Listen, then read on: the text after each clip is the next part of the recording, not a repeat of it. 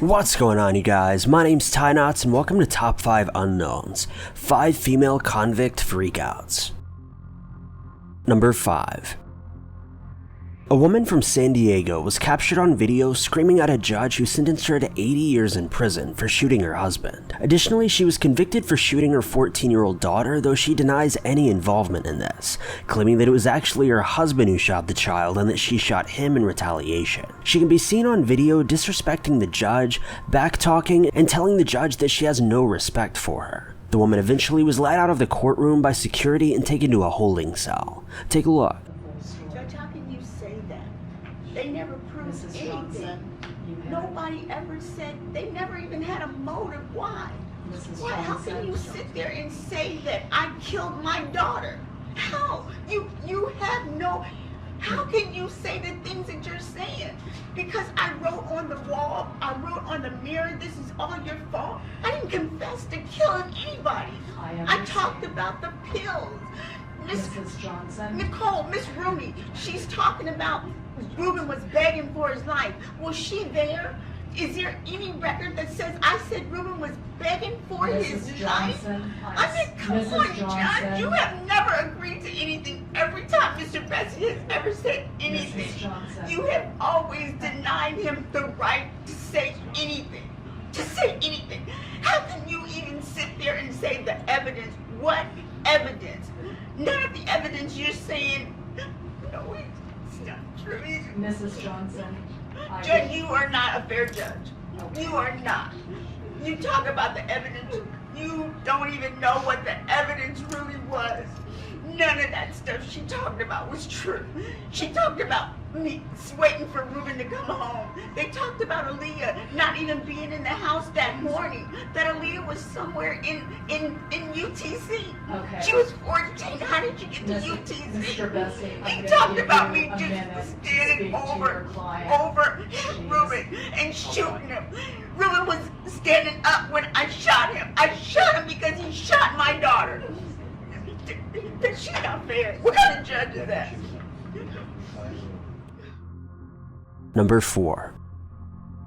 An African-American woman was convicted for her involvement in hiring a hitman to take out her boyfriend. Throughout the court proceedings, the woman repeatedly called the judge racist, insisting that the punishment for the crime was entirely unjust, insinuating that she was only being punished for being black. At one point, the judge stood up from his podium, unzipped his robe, and stated that he wanted to provide a sentence that would resonate for the entire state of Ohio, adding that when the race card is pulled in such a disgusting fashion, you'll pay the harshest possible penalty. The woman was then sentenced to life in prison without the possibility of parole. People looking into this, and after that, the Supreme Court going to be on top of it too. Okay, Sheila, at this point, I have to tell you that if You racist anyway. would you just please let No, me... because you have always been disrespectful to me, and you don't like black people, and you definitely don't like me. When you try to flip the script, when you play the race card in a disgusting fashion, but most important, when you manipulate the system of justice by murdering a witness in a criminal trial, you will pay for it the harshest possible penalty. And therefore, you, madam, will be sentenced to life in prison without any possibility of parole. I'm going to fine you $20,000 in count 1 and order you to pay your court costs. You'll never be released, so we're not going to talk to you about post-release control. I already know you ain't gonna release me, and I ain't gonna see you no more. I'm glad that I don't have to even see you. I ain't got to see you in the drug case. Well, It's over. You're going to be back in here with that drug case with me too. Oh, well. You gonna read that up too. Sheila, you're not done. Y'all gonna read that up too. Y'all gonna find me guilty. Number 3.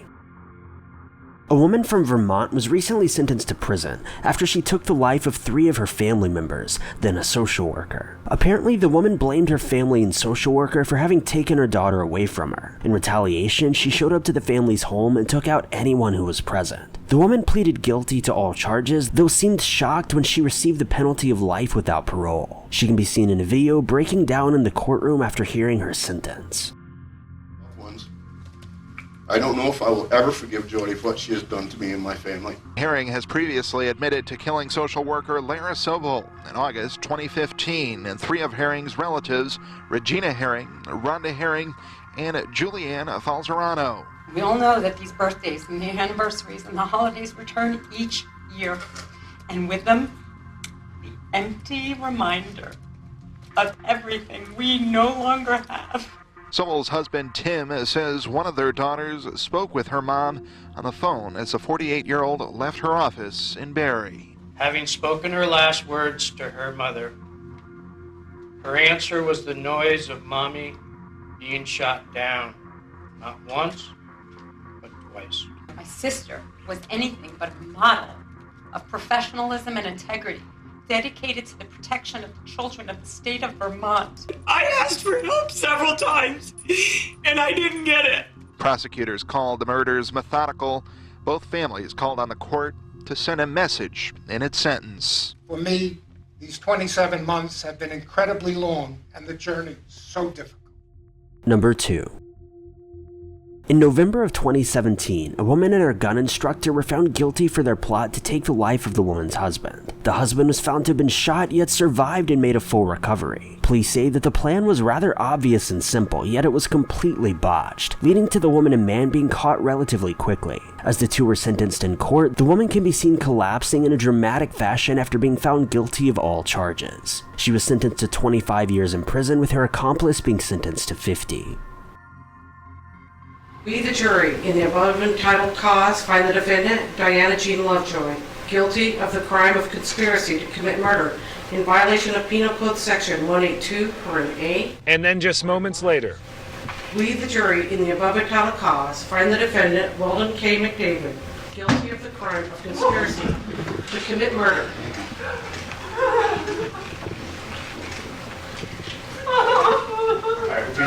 At one point, Diana Lovejoy completely passed out.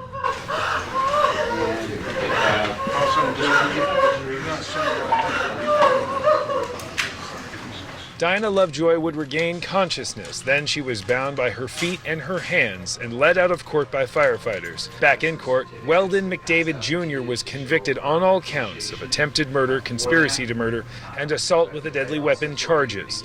Jurors spoke about how they were able to come to a swift conviction, finding both Lovejoy and McDavid working together, trying to kill Lovejoy's ex-husband, Gregory Mulvihill. He didn't miss. He hit him center mass, but he moved. We have to put what happened, that it was an attempted murder, and that Mr. Mulvihill did luckily survive this, but this could have been a very different outcome. Because it was a well thought out crime didn't mean it was a smartly thought out crime. Number 1.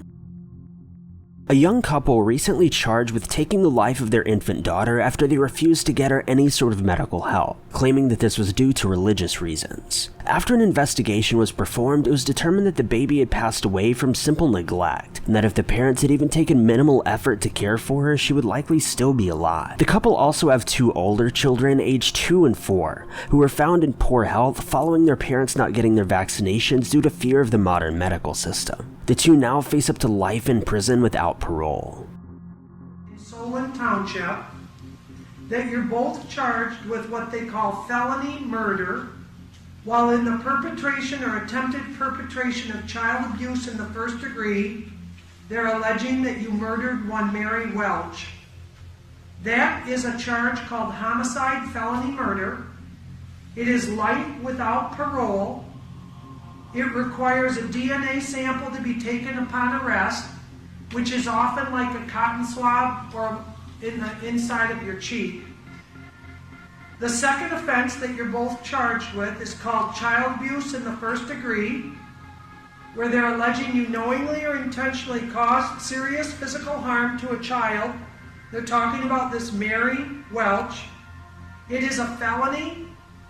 Possible penalty of up to life imprisonment or any term of years less than life. Now those are the 2 separate felony charges.